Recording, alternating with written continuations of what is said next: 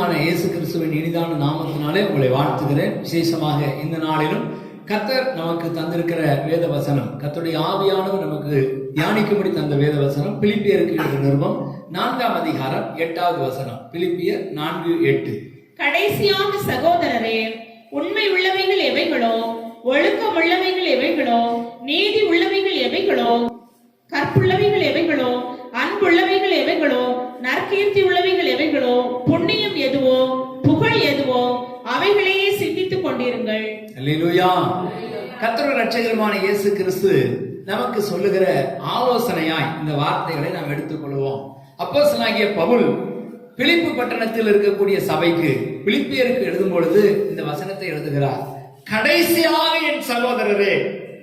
ஏன் கடைசியாக அப்படின்னு சொன்னா, ஒரு மனிதனுடைய வாழ்க்கையில கடைசியாக அவர் சொன்ன காரியங்களை முக்கியப்படுத்தி இந்த தேசத்துல நாம் பார்க்கிறோம். ஒரு மனிதன் இறக்கும் தருவாயில கடைசி நேரத்துல நான் இதை சொல்லுகிறேன் அப்படின்னு சொல்லிட்டு போனார்னா, அதை அந்த குடும்பத்தார் என்ன செய்வாங்க?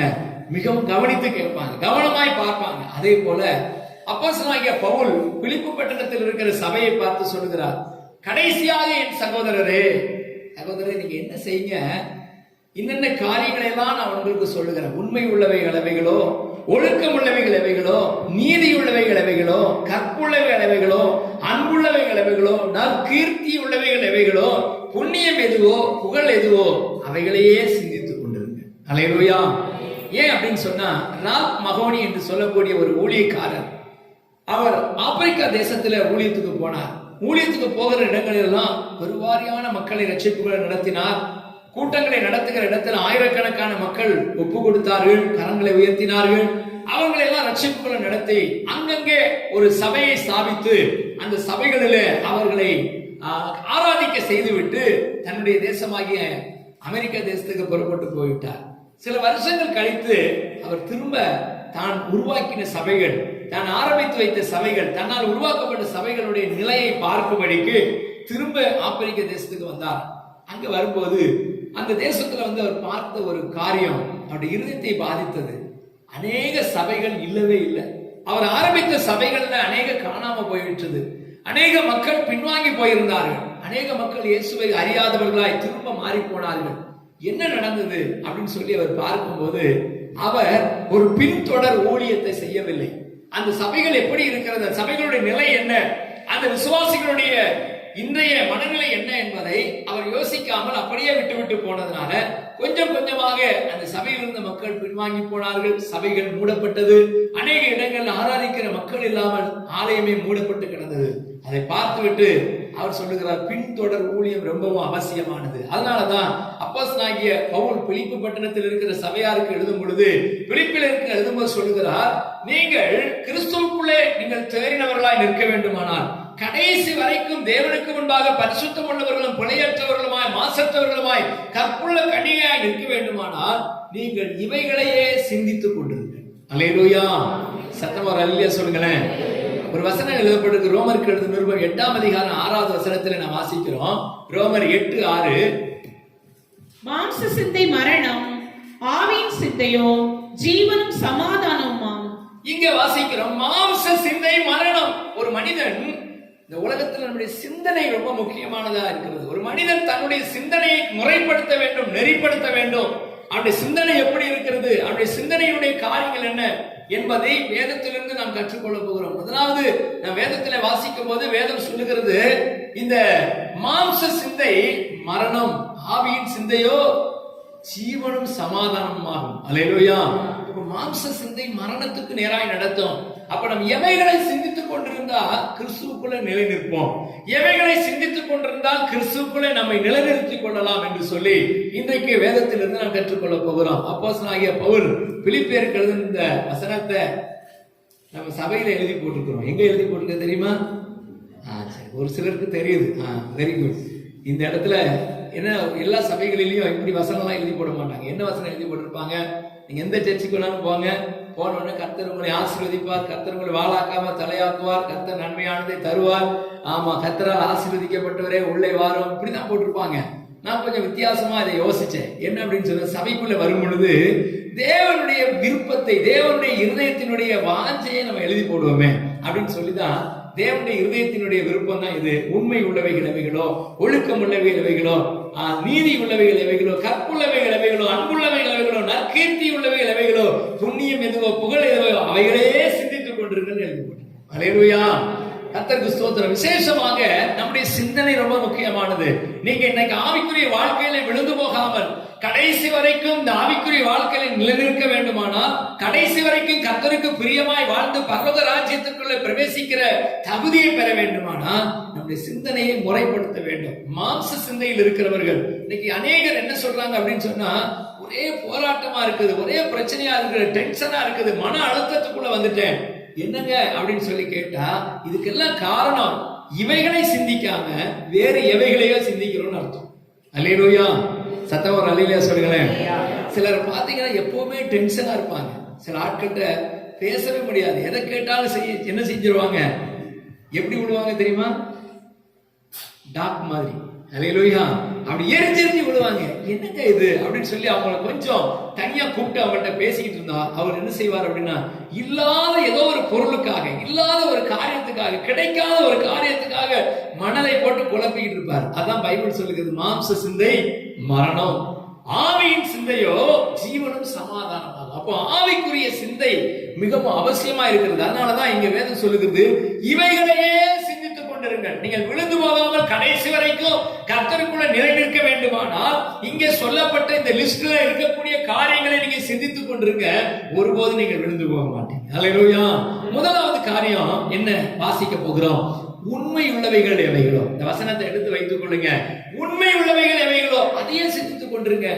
உண்மை உள்ளவைகளை குறித்து எப்படி சிந்திக்க முடியும், உண்மை உள்ளவைகளை குறித்து எப்படி யோசிக்க முடியும்? என்னாகமத்தின் புஸ்தகம் 12ஆம் அதிகாரம் 7வது வசனத்தில் நான் வாசிக்கும் போது, என்னாகமம் 12:7 வாசிக்கிறோம், என் தாசனாகிய மோசேயோ அப்படிப்பட்டவன் அல்ல, என் வீட்டில் எங்கும் அவன் உண்மை உள்ளவன். அல்லேலூயா. பாருங்க, ஆண்டவரே சர்டிபிகேட் கொடுக்கிறார், ஆண்டவரே அவனை குறித்து மெச்சிக் கொள்கிறார். என் தாசனாகிய மோசேயோ அப்படிப்பட்டவன் அல்ல. இப்படிப்பட்டவன் அல்ல. மேல இருக்கிற வசனத்தை வாசிச்சு பாத்தீங்கன்னா தெரியும். ஒரு தீர்க்கதரிசியாகியும் ஒரு ஊழியக்காரனாக இருந்தா அவனிடத்தில் நான் எப்படி பேசுகிறேன், மறைபொருளாக அவனோடு கூட பேசுகிறேன். முகமுகமாய் பேசுவதில்லை, மறைபொருளாக அவனிடத்திலே மறைபொருளான காரியங்களை சொல்லி அவனுக்கு விளங்க வைக்கிறேன். ஆனா என் தாசனாகிய மோசே அப்படிப்பட்டவன் அல்ல, என் முகத்தை அவன் தரிசிக்கிறான். ஏன் காரணம் என்ன, அவன் என் வீட்டில் எங்கும் உண்மை உள்ளவன். அல்லேலூயா, சத்தமா ஒரு அல்லேலூயா சொல்லுங்க. நம்மை குறித்து ஆண்டவர் இப்படி சொல்ல முடியுமா, என் வீட்டில் எங்கும் உண்மை உள்ளவன். அல்லேலூயா. இந்த சபையில் இருக்கக்கூடிய சில வாலிபர்கள் தம்பிகளை எனக்கு தெரியும்.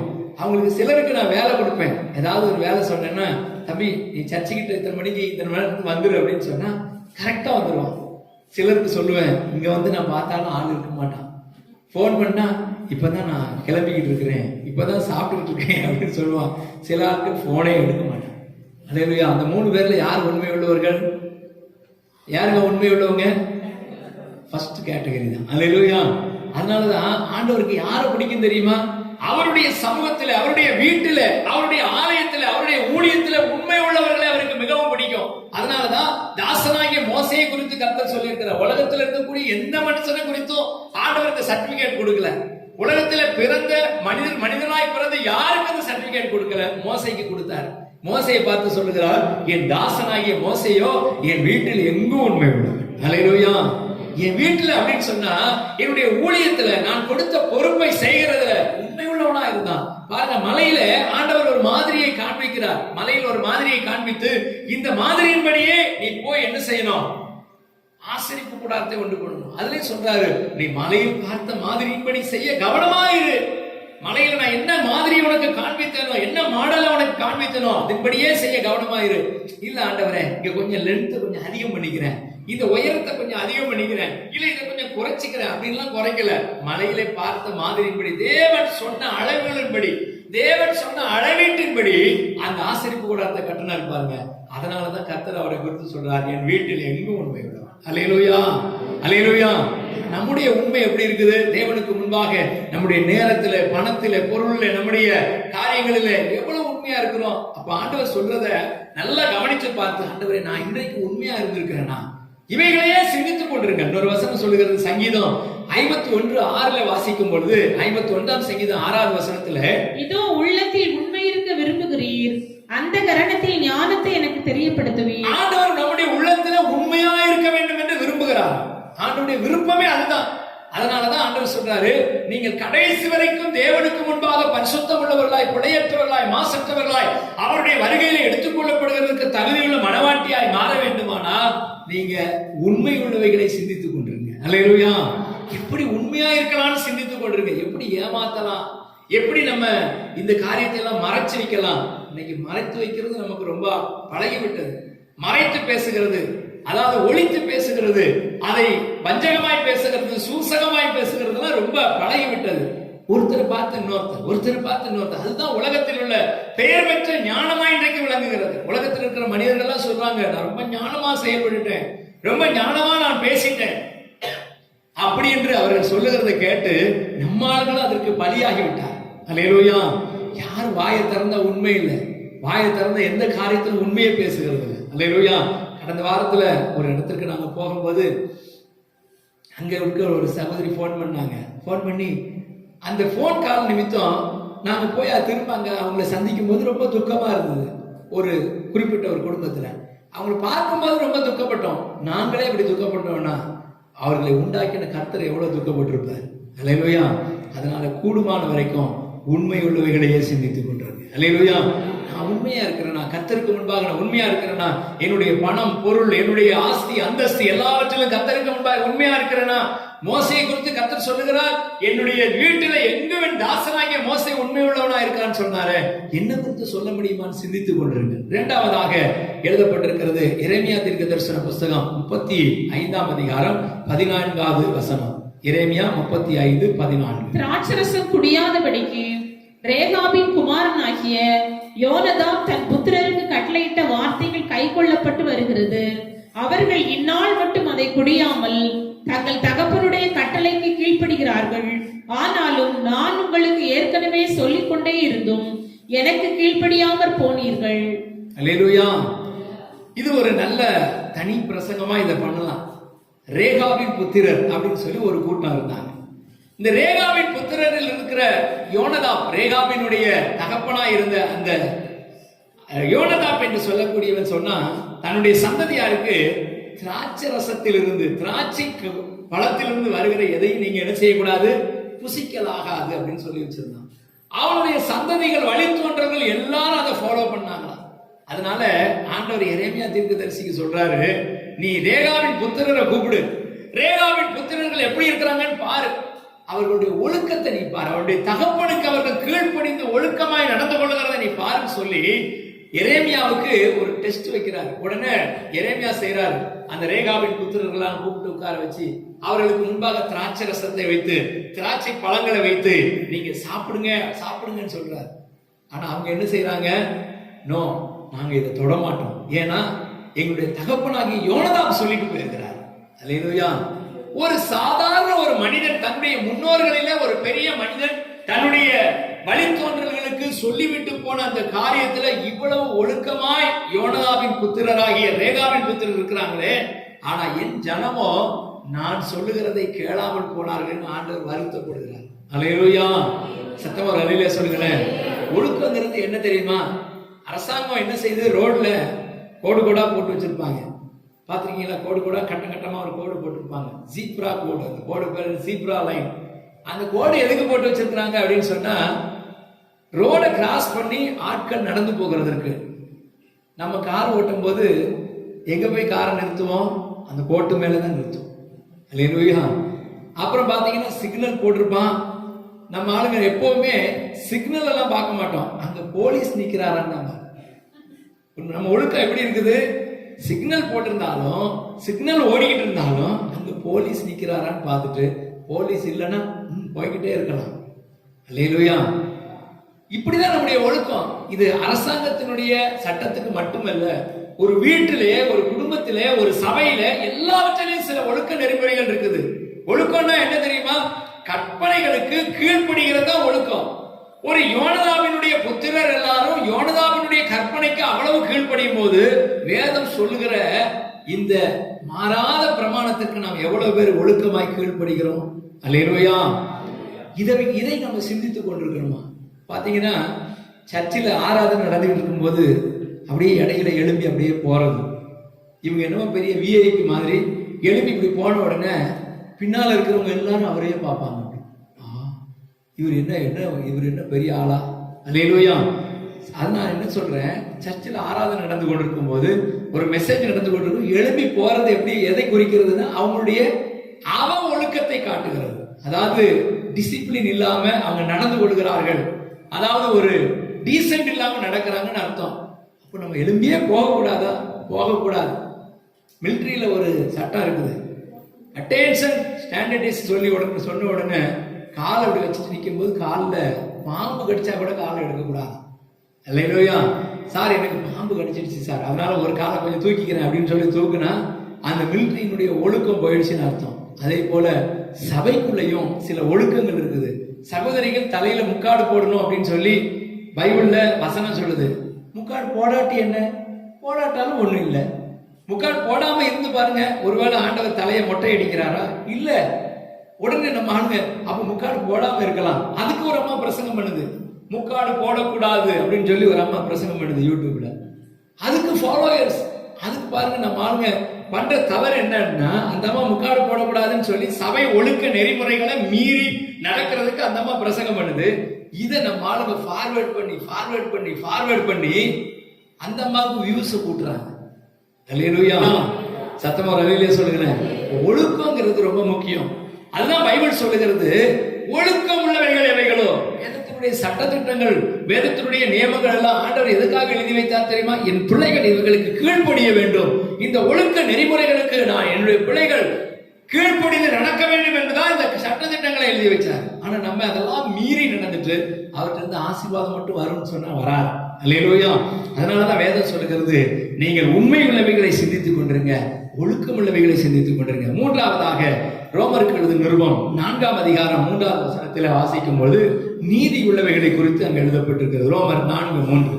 வேத வாக்கியம் என்ன சொல்லுகிறது? ஆபிரகாம் தேவனை விசுவாசித்தான், அது அவனுக்கு நீதியாக எண்ணப்பட்டது என்று சொல்லுகிறது. அல்லேலூயா. சத்தம் வர அல்லேலூயா சொல்லுங்களேன். சத்தமே வர மாட்டாங்குது. அல்லேலூயா. நீதி உள்ளவைகள் எவைகளோ அவைகளை சிந்தித்துக் கொண்டிருக்கிறாங்க. நீதினா என்னங்க? தேவ நீதினா என்ன? ஆபிரகாமை குறித்து சொல்லப்பட்டிருக்கிறது, ஆபிரகாம் தேவனை விசுவாசித்தான், அது அவனுக்கு நீதியாக எண்ணப்பட்டது. என்ன விசுவாசித்தான்?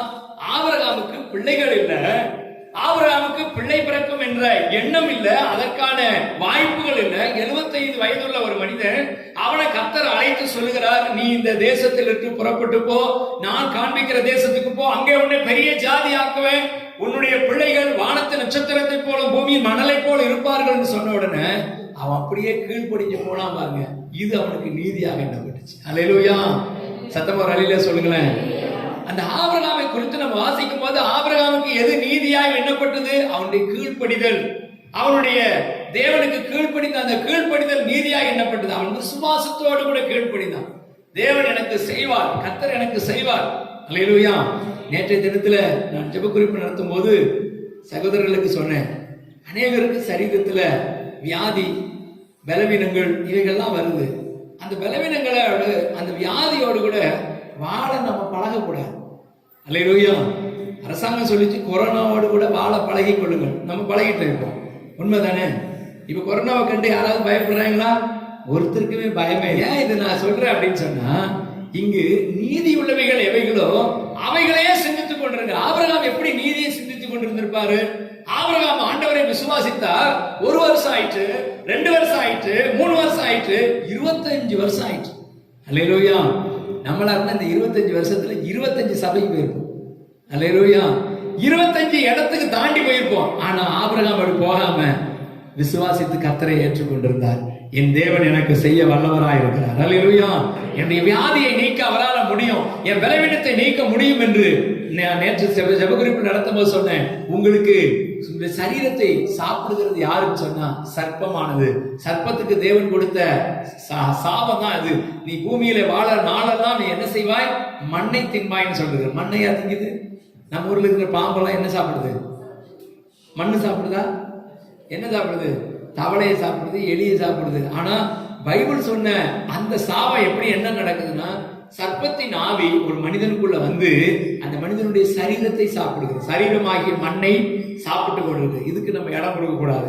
ஜெபம் பண்ணணும். ஆண்டவரே, இந்த சர்ப்பம் என்னுடைய சரீரத்தை சாப்பிடக்கூடாது, சர்ப்பத்தின் ஆவி என்னை சாப்பிடக்கூடாது, எனக்கு தேவனுடைய வல்லமை, தேவனுடைய அபிஷேகம் வேணும்னு சொல்லி தேவனுடைய அபிஷேகத்துல வல்லமை நிரம்பும் போது கர்த்தர் நம்மை ஆசீர்வதிப்பார். இந்த ஆபிரகாம் தேவனுடைய நீதியை நினைத்துக் கொண்டிருந்த ஒரு மனிதன், தேவ நீதியை நிறைவேற்றுவதற்கு பிரயாசப்பட்ட ஒரு மனிதன். பாருங்க, ஆபிரகாமுக்கு ஒரு சோதனை வந்தது. ஆண்டவர் கொடுத்த பிள்ளைதான், ஆண்டவர் கொடுத்த ஒரே மகன் தான். அந்த மகனை பலி செலுத்துகிறதற்கு கர்த்தர் கேட்கிறார். நீ மோரியா மலைக்கு போய் அங்கே உன்னுடைய சொந்த குமாரனை பலி செலுத்து என்று சொன்ன உடனே, அங்க வந்த உடனே ஒரு வார்த்தை சொல்றாரு, ஆமா ஆண்டவரே, சரிதான் ஆண்டவரே, நான் பலி செலுத்துகிறேன். எப்படி தெரியுமா? அவனுக்கு தெரியும், என்னுடைய ஆண்டவருக்கு கல்லுகளினாலே ஆபிரகாமுக்கு பிள்ளைகளை உண்டு பண்ண முடியும் என்பதை விசுவாசித்திருந்தான். அல்லேலூயா. இதுதான் தேவ நீதி. இந்த நீதி உள்ளவைகள் எவைகளோ அவைகளையே நீங்கள் சிந்தித்துக் கொண்டிருங்கள். இதை குறித்து யாக்கோபு 2ஆம் அதிகாரம் 23வது வசனத்திலே வாசிக்கிறோம். யாக்கோபு 2:23. அப்படியே ஆபிரகாம் தேவனை விசுவாசித்தார், அது அவனுக்கு நீதியாக எண்ணப்பட்டது என்கிற வேத வாக்கியம் நிறைவேறிற்று. அல்லேலூயா. தேவனுடைய சிநேகிதன் எண்ணப்பட்டான். இங்க வேதத்துல வாசிக்கிறோம், ஆபிரகாம் தேவனை விசுவாசித்ததுனால அவன் நீதி உள்ளவன் என்று எண்ணப்பட்டது. அது தேவ நீதியாய் மாறினது. அதனால அவனுக்கு கொடுக்கப்பட்ட கனம் என்ன? அவன் தேவனுடைய சிநேகிதன் எண்ணப்பட்டான். அல்லேலூயா. அப்படியானால் நாம் நீதி உள்ளவைகளை சிந்திக்கணும். நம்ம செய்யறது நீதியா இருக்குமா? நம்ம பேசுறது நீதியா இருக்குமா? நம்ம நடந்து கொள்கிறது நீதியா இருக்குமா? நீதி நியாயத்துக்கு புறம்பாக பேசுகிறோமா? நீதி நியாயத்தை மீறி நடக்கிறோமா என்று ஒவ்வொரு நாளும் சிந்தித்துக் கொண்டிருப்போமானால் கர்த்தர் இந்த கடைசி நாட்களில நம்மை வலுவாதபடிக்கு, சோர்ந்து போகாதபடிக்கு பாதுகாக்க அவர் வல்லவராய் இருக்கிறார். அல்லேலூயா. எந்த காலத்திலும் எந்த நேரத்திலும் நன்றியால் உம்மை நான் துதிப்பேன். இயேசுவே, உம்மை நான் துதிப்பேன், துதிப்பேன். எந்த வேளையிலும் துதிப்பேன். இயேசுவே, உம்மை நான் துதிப்பேன், துதிப்பேன். எந்த வேளையிலும் துதிப்பேன். ஆதியும் நீரே, அந்தமும் நீரே, ஜோதியும் நீரே, சொந்தமும் நீரே. ஆதியும் நீரே, அந்தமும் நீரே, ஜோதியும் நீரே, சொந்தமும் நீரே. எந்த காலத்திலும் எந்த நேரத்திலும் நன்றியால் உம்மை நான் துதிப்பேன். இயேசுவே, உம்மை நான் துதிப்பேன், துதிப்பேன். எந்த வேளையிலும் துதிப்பேன். இயேசுவே, உம்மை நான் துதிப்பேன், துதிப்பேன். எந்த வேளையிலும் துதிப்பேன். அல்லேலூயா. தேவ நீதி என்ன அப்படிங்கிறத சிந்தித்துக் கொண்டிருக்கணும். எப்போதும் தேவ நீதியை குறித்து சிந்தித்துக் கொண்டிருக்கணும். தேவனுக்கு முன்பா இது நீதியா இருக்குமா? நான் செய்யறது தேவனுக்கு முன்பா நீதியா இருக்குமா? நான் செய்கிற இந்த காரியம் தேவ நீதியை நிறைவேற்றுகிறதா இருக்குமா அப்படின்னு யோசிச்சு பார்த்து அதிலேயே சிந்தித்துக் கொண்டிருந்தா ஒருபோது நாம் விழுந்து போக மாட்டோம். அடுத்தபடியாக இது வசனத்தில் வாசிக்கும் பொழுது கற்புள்ளவைகள் எவைகளோ, கற்புள்ளவைகள் எவைகளோ அவைகளையே சிந்தித்துக் கொண்டிருங்க. அல்லேலூயா. ஆண்டவராக இருக்கிற இயேசு கிறிஸ்து இந்த மனவாட்டியாகிய சபையை பூமியில உருவாக்கி இந்த சபையை தனக்கு மனவாட்டி ஆக்கி கொள்ளும்படியாக, மனவாட்டி அப்படின்னா என்ன? மனைவி ஆக்கி கொள்ளும்படியாக இந்த பூமியில இந்த சபையை வச்சிருக்கிறார். சபையை இந்த பூமியில வச்சுட்டு எதுக்காக இந்த சபையில பார்த்து கொண்டிருக்கிறார்னா, இந்த சபை சுத்திகரிக்கப்படவும், இந்த சபையானது தேவனுக்கு முன்பாக பரிசுத்தமாக்கப்படவும், தேவனாலே கரை திரையற்ற பரிசுத்த மனவாட்டியாய் அந்த மத்திய ஆகாயத்தில் அவரை சந்திக்க போகிற நாள் வரைக்கும் பரிசுத்தமா இருக்கணும் அப்படிங்கிறதுக்காக சபையை இந்த பூமியில வச்சிருக்கிறார். ஆனா சபை இன்னைக்கு எப்படி இருக்குது அப்படின்னு சொல்லி பாத்தீங்கன்னா அது உங்களுக்கே தெரியும். சபையினுடைய நிலை இன்னைக்கு என்ன அப்படிங்கிறத யோசிச்சு பாத்தீங்கன்னா மிகவும் வேதனையான காரியம். ஆனா அந்த கற்புள்ளவைகளை சிந்தித்துக் கொண்டிருக்கணும். அதை குறித்து ஆதியாகமம் 39ஆம் அதிகாரம் 9வது வசனத்திலே வாசிக்கும் போது, ஆதியாகமம் 39:9 வாசிக்கிறோம். இந்த வீட்டிலே என்னிலும் பெரியவர் இல்லை, நீ அவருடைய மனைவியா இருக்கிறபடியால் உன்னை தவிர வேறு ஒன்றையும் அவர் எனக்கு விலக்கி வைக்கவில்லை. இப்படி இருக்க நான் இத்தனை பெரிய பொல்லாங்குக்கு உடன்பட்டு தேவனுக்கு விரோதமாய் பாவம் செய்வது எப்படி என்றான். இங்கு யோசேப்பு யோசேப்புடைய வாழ்க்கையை குறித்து சொல்லப்பட்டிருக்கிறது. யோசேப்பு போத்திபாருடைய வீட்டிலே வேலை செய்து கொண்டிருக்கும் போது போத்திபாருடைய மனைவி அவனை பாவத்துக்கு தூண்டும் போது ஒரே ஒரு காரியத்தை அவன் சொல்றான், இத்தனை பெரிய பொல்லாங்குக்கு உடன்பட்டு தேவனுக்கு விரோதமாக நான் பாவம் செய்வது எப்படி? அல்லேலூயா. ஆண்டவருடைய பிள்ளைகளுக்கு இந்த எண்ணம் மைண்ட்ல இருக்கணும். எப்போதும் தேவனுக்கு முன்பாக இத்தனை பெரிய பொல்லாங்குக்கு உடன்பட்டு தேவனுக்கு விரோதமாய் நான் பாவம் செய்வது எப்படி? நான் செய்யற இந்த பாவம் தேவனுக்கு விரோதமானது. ஆதியாகமத்துல நீங்க வாசிக்கும் போது ஆதியாகம புஸ்தகத்துல அன்றைக்கு சர்ப்பமானது ஏவாளை வஞ்சித்தது. சர்ப்பம் ஏவாளை எப்படி வஞ்சித்தது? ஆண்டவரை பத்தி போட்டு கொடுத்துச்சு. ஆண்டவரை பற்றி என்ன செஞ்சுச்சு? போட்டு கொடுத்துச்சு. என்ன சொல்லி இருக்குது? இந்த தோட்டத்தில் இருக்கக்கூடிய மரத்தின் கனிகளை பற்றி ஏதாவது சொன்னதுண்டோ? ஆமா ஆமா சொன்னது உண்டு. என்ன சொன்னாரு? இந்த மரத்தினுடைய நடுமையத்தில் இருக்கக்கூடிய இந்த மரத்தின் கனியை மட்டும் புசிக்கலாகாது, அப்படி நீங்கள் புசிக்கும் நாளிலே சாகவே சாவீர்கள் என்று கர்த்தர் சொல்லி இருக்கிறார். உடனே இந்த அம்மா எக்ஸ்ட்ரா ஃபிட்டிங்கா பேசுது, கொஞ்சம் எக்ஸ்ட்ராவா எடுத்து பேசுது. என்ன சொல்லுது? அந்த மரத்தின் கனியை என்ன செய்யக்கூடாது? தொடவும் கூடாதுன்னு சொல்லியிருக்கிறார். தொடக்கூடாதுன்னு சொன்னாரா? தொடக்கூடாதுன்னு எழுதியிருக்குதா? இல்ல. ஆனா தொடவும் கூடாதுன்னு உடனே அந்த பாயிண்ட் அவன் பிடிச்சிட்டான். பிசாசு பிடிச்சிட்டு சொன்னா, வேணாம் பண்ண பாரு, இதை தொட்டு பாரு, ஒன்னும் ஆகாது. உடனே தொட்டு பாக்குறாங்க, ஆமா ஒன்னும் ஆகல. அத பறி, ஒன்னும் ஆகாது. இப்ப கடி, ஒன்னும் ஆகாது. உடனே தொட்டாங்க, பறிச்சாங்க, சாப்பிட்டாங்க. கடைசியில் என்ன நடந்தது? பாவம் பிரவேசித்த பிறகுதான் தெரியுது, ஓஹோ நம்ம விழுந்து போயிட்டோம். அல்லேலூயா. அதுதான் இங்க வேதம் சொல்லுகிறது, கற்புள்ளவைகள் எவைகளோ அவைகளையே சிந்தித்துக் கொண்டிருங்கள், நான் தேவனுக்கு விரோதமாக பாவம் செய்வது எப்படி? இங்க யோசேப்புடைய வாழ்க்கையில யோசேப்புக்கு யாரும் அங்க கண்ட்ரோலர் இல்ல. ஐயோ எங்க அப்பா கிட்ட சொல்லி கொடுத்துருவாங்க, எங்க அம்மா கிட்ட சொல்லி கொடுத்துருவாங்க, இந்த பாவத்தை செஞ்சா எனக்கு தெரிஞ்சவங்களுக்கு தெரிஞ்சிடும் அப்படிங்கிற பயமெல்லாம் இல்ல. அவன் யாருக்கு பயப்படுகிறவனா இருந்தான்? கர்த்தருக்கு மட்டும்தான் பயப்படுகிறவனா. அல்லேலூயா. யோசேப்பினுடைய வாழ்க்கையில அவனை உயர்த்தி கர்த்தர் ஆசீர்வதிக்க காரணம், உயர்ந்த ஸ்தானத்தில் அவனை கொண்டு போய் நிறுத்த காரணம், அவன் கற்புள்ளவைகளை சிந்தித்துக் கொண்டே இருந்தான். அல்லேலூயா. அதைத்தான் வேதம் சொல்லுகிறது, நீங்கள் இந்த பூமியில கடைசி வரைக்கும் தேவனுக்கு முன்பாக பரிசுத்தமும் பிழையற்றவருமாய் நீதி உள்ளவருமாய் இருக்க வேண்டுமானால் கற்புள்ளவைகளை சிந்தித்துக் கொண்டிருங்க. கற்புள்ள கன்னிகையாக தேவனுக்கு முன்பாக நிற்க உங்களை பாத்திரவான்களாய் மாற்றிக் கொள்ளுகிறதற்கு நீங்கள் முயற்சி செய்யுங்க. எந்த சூழ்நிலையும் எப்படிப்பட்ட நேரத்திலும் இதை விட்டுவிடாதிருக்கபடி கர்த்தர் நமக்கு உதவி செய்வார்கள். அடுத்தபடியாக அன்புள்ளவைகள் எவைகளோ அவைகளை குறித்து எபிரேயருக்கு எழுதின நிருபம் 6ஆம் அதிகாரம் 10வது வசனத்திலே வாசிக்கிறோம். எபிரேயர் 6:10. ஏனென்றால் உங்கள் கிரியையும் நீங்கள் பரிசுத்தவான்களுக்கு ஊழியம் செய்ததினாலும் செய்து வருகிறதுனாலும் தமது நாமத்திற்காக காண்பித்த அன்புள்ள பிரயாசத்தையும் மறந்து விடுகிறதற்கு தேவன் அநீதி உள்ளவர் அல்லவே. அல்லேலூயா.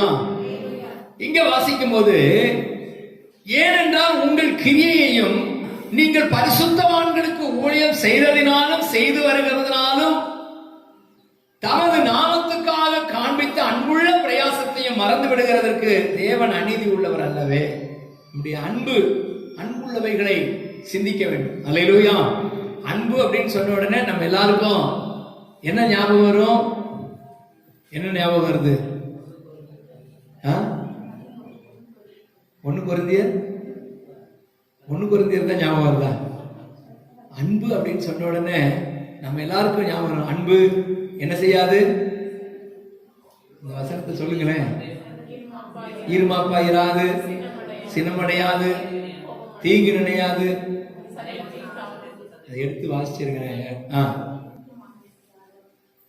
1 கொரிந்தியர் 13 அதிகாரம். அன்பு நீடிய சாந்தமும் தயவும் உள்ளது. அன்புக்கு பொறாமை இல்லை. அன்பு தன்னை புகழாது. இருமாப்பா இராது. அயோக்கியமானதை செய்யாது.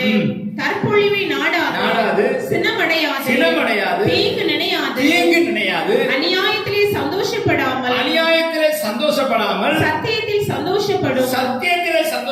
சகலத்தையும் தாங்கும். சகலத்தையும் விசுவாசிக்கும். சகலத்தையும் நம்பும். சகலத்தையும் சகிக்கும். அன்பு ஒரு காலம் ஒழியாது. அல்லேலூயா. சத்தம் ஒரு அல்லேலூயா சொல்லுங்களேன்.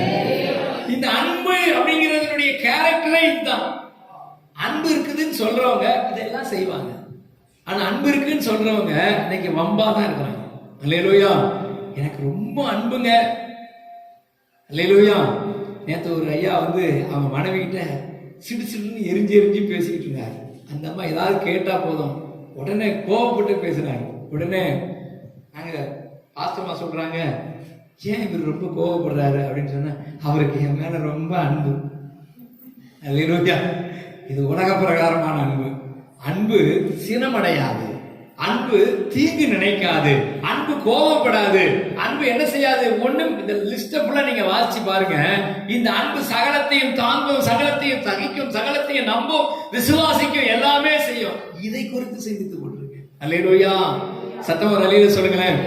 இத அப்படியே நம்ம எபிரேயருக்கு எழுதின 6ஆம் அதிகாரம் 10ஆம் வசனத்துக்கு கொண்டு போனோம்னா, நீங்கள் தேவன் மேல இந்த அன்போடு கூட இருக்கீங்களா? தேவன் மேல இருக்கக்கூடிய அன்பு.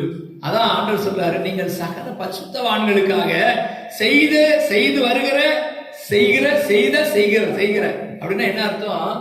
ஏற்கனவே நான் நிறைய பரிசுத்தவான்களுக்கு உதவி செஞ்சுட்டேன், பரிசுத்தவான்களுக்கு ஊழியம் செஞ்சுட்டேன், பரிசுத்தவான்களுக்கு காணிக்கை கொடுத்துட்டேன் அப்படின்னு இல்ல. இப்பவும் செய்து வருகிற அப்படின்னா இப்பவும் அதை கண்டினியூ பண்ணணும், இப்பவும் அதை செய்து முடிக்கணும், இப்பவும் அந்த அன்பு நிலைத்து இருக்கணும், அந்த அன்பு குறையாதபடிக்கு, அந்த அன்பு ஒருபோது நம்ம விட்டு விலகாதபடிக்கு, எப்போது இந்த அன்பில நிலைத்திருக்கும்படிக்கு கர்த்தர் நமக்கு உதவி செய்வாராங்க. அல்லேலூயா. அதனால அன்புள்ளவைகள் எவைகளோ அவைகளை சிந்தித்துக் கொண்டிருங்க. அடுத்தபடியாக நற்கீர்த்தி உள்ளவைகள் எவைகளோ 1 நாளாகமத்தின் புஸ்தகம் 14ஆம் அதிகாரம் 17ஆவது வசனத்தில் வாசிக்கிறோம். 1 நாளாகமம் 14:17 வாசிக்கிறோம். அப்படியே தாவீதின் கீர்த்தி சகல தேசங்களிலும் பிரசித்தமாகி அவனுக்கு பயப்படுகிற பயத்தை கர்த்தர் சகல ஜாதிகளின் மேலும் வரப்பண்ணினார். அல்லேலூயா. இப்படி தாவீதுடைய கீர்த்தி தேசங்களிலெல்லாம் பிரசித்தமானது. அவனுக்கு பயப்படுகிற பயத்தை கர்த்தர் சகல ஜாதிகளின் மேல வரப்பண்ணினார். நம்மை குறித்து நம்முடைய ஊர்ல, நம்முடைய கிராமத்துல, நம்முடைய சொந்தக்காரங்க மத்தியில நம்ம கீர்த்தி எப்படி இருக்கு?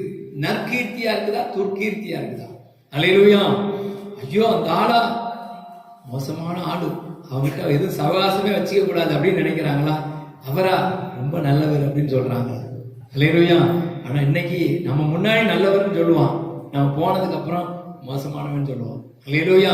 ஏன்னா அவன் அப்படி இருக்கிறதுனால அவனை போல யோசிக்கிறான். பாருங்க, நம்ம இந்த வீட்டுக்கு நாங்க இந்த வீட்டுல இருக்கும்போது நம்ம வீட்டுக்கு எதிர் வீட்டுல ஒருத்தர் இருந்தார், ஒரு நபர். அந்த ஆள் பாருங்க ஒரு டிராக்டர் வச்சிருந்தாரு.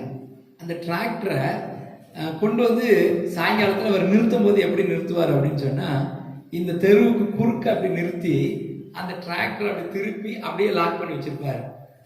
வச்சுட்டு வெளியில ஒரு கட்டில் போட்டு அதில் தான் படுத்திருப்பாரு. நான் கூட ஆரம்பத்தில் நினைச்ச டிராக்டர் மேல அவ்வளவு பாசம் போல இருக்குது. அல்லேலூயா. கேட்டேன் ஒரு நாள், பிரதர் ஏன் டிராக்டர் இப்படி திருப்பி வச்சிருக்கீங்க, இப்படி கோணையா ஏன் திருப்பி வச்சிருக்கீங்க அப்படின்னு சொன்ன உடனே, அது உங்களுக்கு தெரியாது பாஸ்டர், டிராக்டரை நைட்டோட நைட்டா நியூட்ரல் பண்ணிட்டு அப்படியே தள்ளிக்கிட்டே போய் ரோட்டுக்கிட்ட போய் ஸ்டார்ட் பண்ணிட்டு போயிடலாம். அதுக்காக தான் யாரும் அப்படி போயிடக்கூடாதுன்னு சொல்லி நான் நிறுத்தி வச்சிருக்கேன். நான் கூட யோசிச்சேன், இது வரைக்கும் நான் எந்த வீட்லயும் டிராக்டர் இப்படி கோணையா திருப்பி வச்ச மாதிரி நான் பார்க்கலையேன்னு சொன்னா, இவன் அப்படிதான் தள்ளிட்டு வந்த டிராக்டர். அல்லேலூயா. நம்ம ஆள் எங்கேயோ இருந்து நிறுத்தி வச்சிருந்த டிராக்டரை அப்படி தள்ளிட்டு வந்திருக்கான். அதே மாதிரி இன்னொருத்த செஞ்சிடக்கூடாதுங்கிறதுக்காக இவன் என்ன செய்யறான், டிராக்டரை உஷாரா திருப்பி வச்சிருக்கிறான். அல்லேலூயா. சத்தமா அல்லேலூயா சொல்லுங்களேன். அடுத்து பாருங்க, ஒரு டிப்பர் லாரி வாங்கியிருக்கிறான் அந்த ஆளு. டிப்பர் லாரி வாங்குறதுக்கு வீட்டு அட்ரஸ், இந்த வீட்டு அட்ரஸை கொடுத்தான். அதுவும் ஆப்போசிட் டு இயேசு நம்மோடு சபைன்னு சொல்லி எழுதியிருக்கிறான். அந்த அட்ரஸ் கொடுக்கும்போது இயேசு நம்மோடு சபைக்கு எதிர் வீடு அப்படின்னு வேற கொடுத்தான். சோழமண்டலம் ஃபைனான்ஸ்காரன். அவன் ஒரு பூவை. சோழமண்டலம் ஃபைனான்ஸ் பெரிய ஒரு நிறுவனம், அவனால் வந்து விசாரிக்கலாம் இல்லையா? அவனும் விசாரிக்காம இவனுக்கு டிப்பர் லாரியே கொடுத்துட்டான். டிப்பர் லாரியை கொண்டு போய் நம்ம தலைமை சபையில பாஸ்டர்கிட்ட ஜெபம் பண்ணி அவருக்கு ஒரு 1000 ரூபாய் காணிக்கையும் கொடுத்துட்டு போயிட்டான். கொடுத்துட்டு டிப்பர் லாரியை கர்நாடகாவுக்கு கடத்திட்டான். அல்லேலூயா. கடத்திட்டு சோழமண்டலம் ஃபைனான்ஸ்காரனுக்கு வச்சான் பாருங்க 3 நாமம். அவன் ஃபைனான்ஸ்காரன் எப்படியோ அட்ரஸ் எல்லாம் கண்டுபிடிச்சு இங்க எனக்கு ஃபோன் பண்றான். ஃபோன் பண்ணி, சார் உங்க வீட்டுக்கு எதிர் வீட்டுல ராமன்கிறவர் இருக்கிறாரா? அடப்பாவே, ராமனும் இல்லை லட்சுமணனும் இல்லையா நம்ம வீட்டுக்கு எதிர்ல? யார் அவர்? எங்க ஃபைனான்ஸ்ல காசு வாங்கி டிப்பர் லாரி வாங்கினாரு. டிப்பர் லாரி வாங்கினதோட சரி, டியூ கட்டல. இப்ப எங்க இருக்கிறாரு யாருக்கு தெரியும்? இவனே நைட்டோட நைட்டா ஓடி போன கேஸ். அல்லேலூயா. என்ன பாத்தீங்களா, புரியுதா? அவன் வந்து ரொம்ப அலர்ட்டா இருக்கிறான். நம்ம டிராக்டர் அப்படி திருப்பி விட்டான். இப்ப டிப்பர் லாரி எங்கனே திருப்பி தான் விட்டுருப்பான், இப்படி கோணையா விட்டுருப்பான். என்ன எவனா தள்ளிட்டு போய் ஸ்டார்ட் பண்ணிடக்கூடாது. ஏன்னா இவன் பண்ற தப்பு, இவன் இதே போல செஞ்சிருக்கிறான், இவன் இதே போல நடந்திருக்கிறான். இன்னொரு வேலை பண்ணுவான். போகும்போது அவன் ஒய்ஃப் கிட்ட சொல்லுவான், அம்மா பார்த்து கதவை பூட்டிக்க, பத்திரமா இரு அப்படின்ட்டு போவான். கூட நினைப்பேன், என்னடா இது, நம்ம தெருவில் இது வரைக்கும் அந்த மாதிரியான அசம்பாவிதங்கள் நடந்ததே இல்லை. நாங்க 9 வருஷம் அந்த வீட்டுல இருந்திருக்கிறோம். பக்கத்துல இங்க டாஸ்மாக் கடைலாம் இருந்தது. அந்த கடைக்கார கடையில குடிக்கிறவன்லாம் வந்து இங்க வாசல்ல உட்காந்து குடிச்சிட்டு கூட போவான். அவன் குடிக்கார, அவனுடைய உடம்பு வியாதி எதுக்கோ குடிக்கிறான். அவன் கூட ஒரு நாள் தப்பான முறையில யாரையும் பார்த்ததில்லை, பேசுனதில்லை, நடந்துகிட்டது இல்லையா. இவன் இவ்வளவு ஸ்ட்ரிக்டா இருக்கிறான்னு பார்த்தா, இவன் கல் குவாரியில, இவன் கல் உடைக்க போற இடத்துல, கல் உடைக்கிற இடத்துல அம்மாவையும் மகளையும் 2 பேரையும், அம்மாவுக்கும் புருஷன் வந்தான், மகளுக்கும் புருஷன் வந்தான். அந்த மகளுக்கு ஒரு குழந்தை பிறந்து, அந்த குழந்தையை கொண்டு போய் எங்கேயோ விட்ட மாதிரி இவன் நம்மகிட்ட கதை விட்டு அந்த குழந்தையும் இவன் தான் வளர்த்துக்கிட்டு இருக்கிறான். அப்பதான் நினைச்சேன், படுபாதா பயங்கரமான ஆள்டாடி. வண்டியை டிராக்டரை தள்ளிட்டு வந்து திருடுனவன் இங்க அவன் இன்னொரு இடத்துல இதே மாதிரி திறந்து கிடக்க வீட்டுக்குள்ள நாய் மாதிரி நுழைஞ்சதுனாலதான் இங்க மனைவிட்டு சொல்லிட்டு போறான், கதவை பூட்டிக்கமா, பத்திரமா இருமானா. அல்லேலூயா. சத்தமா ஒரு அல்லேலூயா சொல்லுங்களேன். இப்ப இவருடைய கீர்த்தி எங்க போகுது? இது தேசமெங்கும் பரவுது. தேசமெங்கும் எங்க பரவுது? இவனை குறித்து இவன் கிறிஸ்தவன், சர்ச்சைக்கு போறவன். இதை கேட்டு அந்த சோழமண்டலம் பைனான்ஸ்ல போய், இப்போ நம்ம சர்ச்சில் இருக்கிற யாராவது போய், நான் இயேசு நம்மோட சபையில இருந்து வரேன், எனக்கு கொஞ்சம் ஃபைனான்ஸ் தருவீங்களான்னு சொன்னா அவன் என்ன செய்வான்? முதல்ல என்ன செய்ய, வெளியே போறியா இல்ல கழுத்தை பிடிச்சி வெளியே தரட்டாமா. இந்த அளவுக்கு நம்ம ஆளுங்க ஆண்டவருடைய நாமத்தை வெளியில தூசிக்கும்படி நடந்து கொள்கிற கிறிஸ்தவர் என்ற போர்வையில, நான் கிறிஸ்தவன் ஆண்டவருடைய பிள்ளை என்ற போர்வையில வெளியில நாறுது. அதனாலதான் வேதம் சொல்லுது, நற்கீர்த்தி உள்ளவைகள் அவைகளோ அவைகளை சிந்திங்க. துர்கீர்த்தி வெளியே பரவக்கூடாது, துர்சீதி பரவக்கூடாது. உங்களை குறித்து வெளியில பேசுகிறவர்கள், உங்களை குறித்து வெளியில சொல்லுகிறவர்கள் நல்லவர்கள் சொல்லணும், நல்லவன் சொல்லி 4 பேராவது சொல்லணும். அப்பதான் ஆண்டவர் நற்கீர்த்தியில் நம்ம வச்சிருக்கிறார் அர்த்தம். அல்லேலூயா. தாவீதை பாருங்க, தாவீதினுடைய கீர்த்தி சகல தேசத்திலும் பிரசித்தமாயிற்று. அவனுக்கு பயப்படுகிற பயத்தை எல்லா ஜனங்களுக்கும், சகல ஜாதிகளின் மேலும் கர்த்தர் வரப்பண்ணினார். அல்லேலூயா. அடுத்தபடியாக புண்ணியம் எதுவோ அவைகளை சிந்தித்துக் கொண்டிருங்க. 1 பேதுரு புஸ்தகம் 2ஆம் அதிகாரம் 9வது வசனம். 1 பேதுரு 2:9. நீங்களோ உங்களை அந்தகாரத்தினின்று தம்முடைய ஆச்சரியமான ஒளியிடத்திற்கு வரவழைத்தவருடைய புண்ணியங்களை அறிவிக்கும்படிக்கு தெரிந்து கொள்ளப்பட்ட சந்ததியாகும், ராஜரீகமான ஆசாரிய கூட்டமாயும் பரிசுத்த ஜாதியாயும் அவருக்கு சொந்தமான ஜனமாயும் இருக்கிறீர்கள். அல்லேலூயா. இங்க வேதத்துல வாசிக்கிறோம், நீங்களோ உங்களை ஆச்சரியமான ஒளியிடத்திற்கு வரவழைத்தவருடைய புண்ணியங்கள், ஆண்டவராயிருக்கிற இயேசு கிறிஸ்துவனுடைய புண்ணியங்களை உலகத்துக்கு அறிவிக்கிறவர்களாய் நீங்கள் இருக்கிறீர்கள். நம்ம என்னைக்கு அப்படி அறிவிச்சிருக்கிறோம்? அவருடைய புண்ணியங்களை குறித்து அறிவிச்சிருக்கிறோமா? சிலர் சொல்லுவாங்க, காலையில காக்காவை பார்த்தா புண்ணியம், காலையில காக்காவுக்கு சோறு போட்டா புண்ணியம். அல்லேலூயா. நானும் உலகத்துல பாக்குறேன், காக்காவுக்கு சோறு போட்டவங்க எல்லாம் பாக்குறேன். காக்காவுக்கு சோறு போட்டதுனால புண்ணியம் வராதுங்க. காலையில வெளியில எழுப்பி வந்த உடனே பூனை முகத்துல முழிச்சாச்சு, எது முகத்திலேயே முழிக்கணுமா? ஆமா, பூனை முகத்துல முழிச்சா புண்ணியம் இல்லையா? ஐயோ, குறுக்க பூனை போயிடுச்சு, ஓனாம் போயிடுச்சு, அது பாட்டுக்கு போகுது. அல்லேலூயா. புண்ணியங்கிறது எது தெரியுமா? ஆண்டவரா இருக்கிற இயேசு கிறிஸ்துடைய முகத்துல முழிக்கிறது தான் புண்ணியம். அல்லேலூயா. அதிகாலையில தேவ சமூகத்தில் உட்கார்ந்து தேவனை துதிக்கிறது தான் புண்ணியம். அதனாலதான் வேதம் சொல்லுகிறது, நீங்களோ உங்களை ஆச்சரியமான ஒளியிடத்திற்கு வரவழைத்தவருடைய புண்ணியங்களை அறிவிக்கும்படி இதை சிந்தித்துக் கொண்டிருங்க. அவருடைய புண்ணியங்களை எப்படி அறிவிக்கலாம்? ஆண்டவருடைய அன்பை குறித்து ஆண்டவர் இயேசு கிறிஸ்துவிடத்தில் வரும் பொழுது அவருடைய ரத்தத்தினாலே மீட்பு உண்டு, பாவ மன்னிப்பு உண்டு, சகல சாபத்திலிருந்தும் அக்கிரமத்திலிருந்தும் மீறுதலிலிருந்தும் விடுதலை உண்டு என்ப இந்த புண்ணிய செய்தியை உலகத்துக்கு எப்படி சொல்லலாம்? இதை குறித்து சிந்தித்துக் கொண்டிருங்க. அல்லேலூயா. சத்தமா அல்லேலூயா சொல்லுங்களேன். நம்ம சிந்தனையெல்லாம் வேற எங்கேயே போகும். நம்ம இதை எப்படி பண்ணிடலாம், அதை எப்படி பண்ணிடலாம், அதை வாங்கிடலாமா, இதை வித்துடலாமா, இதை வச்சுக்கலாமா, இதை கொடுத்துடலாமா, இப்படிலாம் பலவேறு சிந்தனை.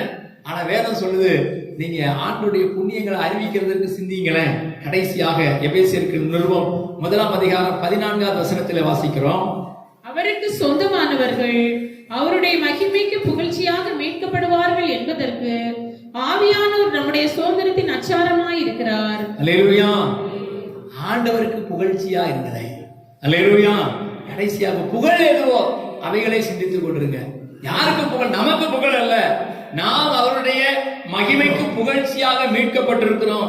அவருடைய மகிமைக்கு புகழ்ச்சியாக வாழப்போகிறோம். அவருடைய மகிமைக்கு புகழ்ச்சியாக இந்த தேசத்திலே நம்மை காண்பிக்க போகிறோம் என்ற புகழ்ச்சியை குறித்து சிந்தித்துக் கொண்டிருங்க. 8 காரியத்தை உங்களுக்கு நான் சொல்லி இருக்கிறேன். முதல்ல உண்மை உள்ளவைகள், ஒழுக்கம் உள்ளவைகள், நீதி உள்ளவைகள், கற்புள்ளவைகள், அன்புள்ளவைகள், நற்கீர்த்தி உள்ளவைகள், புண்ணியம், புகழ், இவைகளையே சிந்தித்துக் கொண்டிருந்தா ஒருபோது நமக்கு மன அழுத்தம் வராது, ஸ்ட்ரெஸ் வராது, எந்த காரியத்தை குறித்தும் கவலையே வராது. அல்லேலூயா. ஏன் தெரியுமா? நம்ம தேவையில்லாம இந்த 8 காரியத்தை விட்டுட்டு வேற காரியங்கள் எல்லாம் சிந்திக்கிறதுனால தான் எனக்கு ஒரே குழப்பமா இருக்குது, எனக்கு ஒரே பிரச்சனையா இருக்குது, ஐயோ இது நடக்குமோ நடக்காதோன்னு கவலையா இருக்குது இப்படிலாம் சொல்றாங்க. ஆனா ஆண்டவர் என்ன சொல்றார்? நீங்கள் இவைகளையே சிந்தித்துக் கொண்டிருங்க, இது போதும். அல்லேலூயா. வேதம் சொல்லுகிற முதலாவது தேவனுடைய ராஜ்யத்தை அவருடைய நீதியை தேடுங்கள், அப்பொழுது இவைகள் எல்லாம் உங்களுக்கு கூட கொடுக்கப்படும். சிலர் நினைப்பாங்க உடைக்காகவும் உணவுக்காகவும் அவர்கள் கவலைப்படுகிறதை குறித்து தான் ஆண்டவர் சொல்றாரு. நீங்கள் உடைக்காக கவலைப்படுகிறது என்ன, உணவுக்காக கவலைப்படுகிறது என்ன? ஆண்டவர் சொல்றாரு, காட்டு புஷ்பங்களை கவனித்து பாருங்கள், அவைகள் சாலமோன் முதலாய் ராஜாக்கள் கூட அவ்வளவு அழகாய் உடுத்தி இருந்ததில்லை. அதை உடுத்துவிக்கிற தேவன் உங்களை உடுத்துவிப்பார். வானத்தில் இருக்கிற பறவைகளை கவனித்து பாருங்கள், அவைகள் விதைக்கிறதும் இல்லை, அறுக்கிறதும் இல்லை. ஐயோ மழை பெய்யலையே, ராகி விதைச்சிட்டேனே, முளைக்கலையே கவலைப்பட்டு நம்ம பவுல் பிரதர் சொன்னாராம், மழை வர்றதுக்கு ஜெபம் பண்ணுங்க பிரதர் சொன்னாராம். நீங்க கவலைப்படாதீங்க பிரதர், மழை வரும். அல்லேலூயா. ஆமா, வானத்து பறவைகளை போஷிக்கிற தேவன் உங்களையும் போஷிப்பார், உங்க விளைச்சலையும் வளர பண்ணுவார். அல்லேலூயா. எனவே நம்ம எல்லாரும் முழங்கால் படிக்கிட்டு இப்ப ஆண்டு சமத்தில் சொல்ல போகிறோம். பிலிப்பியர் 4ஆம் அதிகாரம் 8வது வசனத்தை ஞாபகத்தில் வைத்துக் கொள்ளுங்க. நீங்க வீட்டுக்கு போகும்போது, நடக்கும்போது, வேலை செய்கிற இடத்துல, எல்லா இடத்திலையும் நீங்க இதையே சிந்தித்துக் கொண்டிருங்க. நீங்க வேலை செய்கிற இடத்துல உண்மை உள்ளவைகள், ஒழுக்கம் உள்ளவைகள், நீதி உள்ளவைகள், கற்புள்ளவைகள், அன்புள்ளவைகள், நற்கீர்த்தி உள்ளவைகள், புண்ணியம், புகழ், இவைகளையே சிந்தித்துக் கொண்டிருங்க. உங்களை ஒருபோது கர்த்தர் கைவிட மாட்டார். உங்களை ஆசீர்வதிக்கிறது மாத்திரமல்ல, உங்கள் மூலமா இந்த தேசம் ஆசீர்வதிக்கப்படும், சபை ஆசீர்வதிக்கப்படும், குடும்பம் ஆசீர்வதிக்கப்படும், நன்மைகள் உண்டாகும். எனக்கொத்தாசை வரும் பர்வதம் நீராய் என் கண்களை ஏறெடுப்பே. எனக்கொத்தாசை வரும் பர்வதம் நீராய் என் கண்களை ஏறெடுப்பே. பூமியும் படைத்த நல்ல தேவனிடமிருந்தே, பூமியும் படைத்த என்று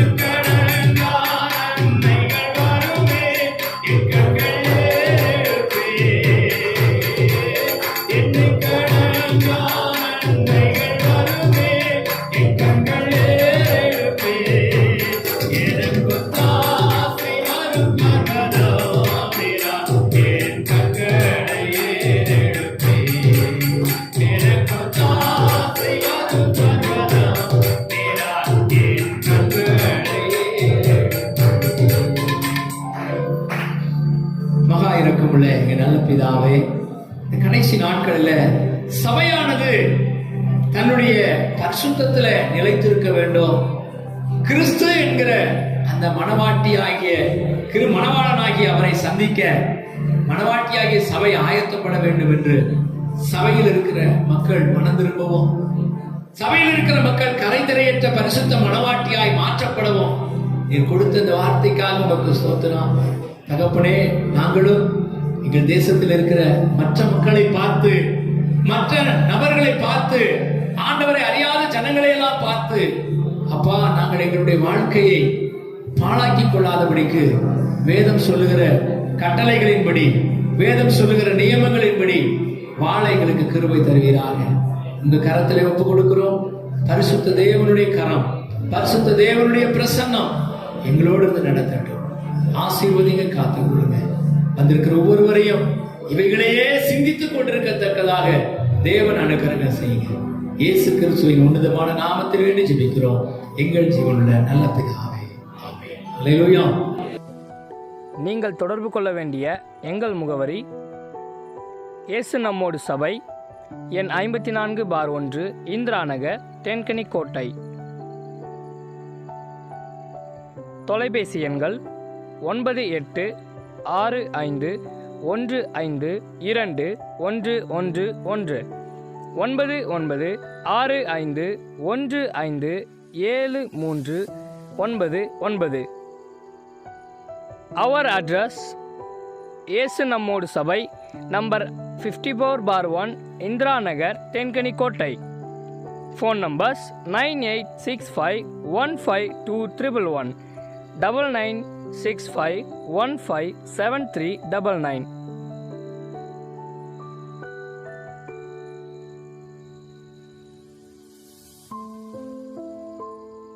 இயேசு கிறிஸ்து உங்களை ஆசீர்வதிப்பாராக. ஆமென்.